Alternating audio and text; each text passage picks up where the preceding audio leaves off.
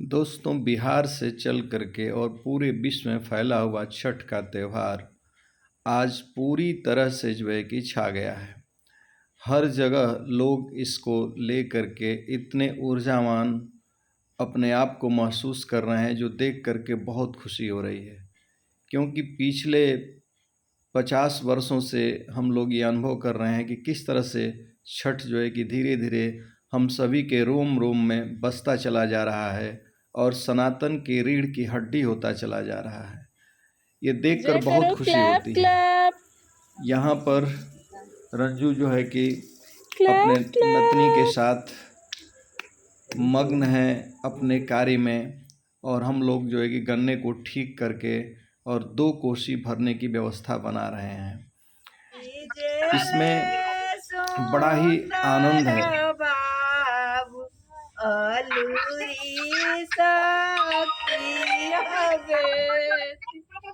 अलूरी शक्ति हमारा एक दिया पैसी भीजले बिया बाबू अलूरी चेरिया बे। गाने के बाद शाम को सूर्य को अर्घ दे करके उनको दीपक दिखाया गया और फिर बहुत देर तक भजन इत्यादि का गा करके हम सभी ने जो है कि अपने आप को ऊर्जान्वित किया। सचमुच ताली बजाना और भजन गाना अपने आप में आनंद से सरोवर कर देता है और हम बिल्कुल प्रकृति से जुड़ जाते हैं। और अगर आपका पूरा परिवार आपके साथ हो तो फिर इस प्रकार के त्यौहार की बात ही क्या है, वो और भी बढ़ जाती है।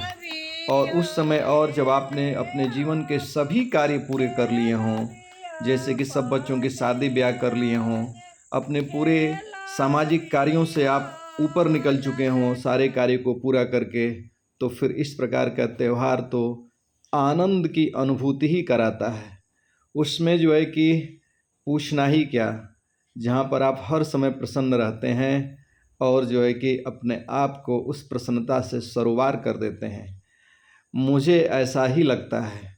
आप लोगों को कैसा लगता है ज़रूर कमेंट करिएगा। और ये दीपक तो आ करके और कार्तिक महीने में दीपदान का होना फिर क्या पूछना, और फिर लास्ट में कुछ इस तरह के फुलझड़ियाँ जला लेना और फिर उसमें भी अपने आप को लगा देना, और फिर कुछ इस तरह से कोसी को जल में प्रवाहित करना सुबह सुबह। लगता है कि मानो हमने पूरी तरह से सूर्य को सब कुछ अर्पित कर दिया, माँ गंगे को अर्पित कर दिया। और गंगा जो हमारे जीवन से जुड़ी हुई हैं, जहाँ पर मुक्ति भी है, जहाँ पर भक्ति भी है, जहाँ पर ऊर्जा भी है, जहाँ पर पूर्वजों की सारी कहानी जुड़ी हुई है, वो सब कुछ पूरा हो जाता है। और फिर अंत तो गत्वा जब सूर्योदय हो जाता है तो सूर्य को अर्घ देकर इस तरह से अपने पोती को या अपने पोते को अपने हाथों में झुलाना परम आनंद की अनुभूति कराता है। और फिर महिलाओं में इस तरह से आंचल भरने की व्यवस्था है, जहाँ पर वहीं से घाट से उठा करके प्रसाद दिया जाता है और फिर एक दूसरे के साथ अपने को समायोजित करने की परंपरा है। और महिलाएं एक दूसरे के सुहाग की कामना करती हैं कुछ इस तरह से, जहाँ पर हमारी बहू और पत्नी ने इसको पूरा किया। तत्पश्चात यहाँ पर हमारी नतनी भी है, देखिए वो भी खुश हो रही है देख करके।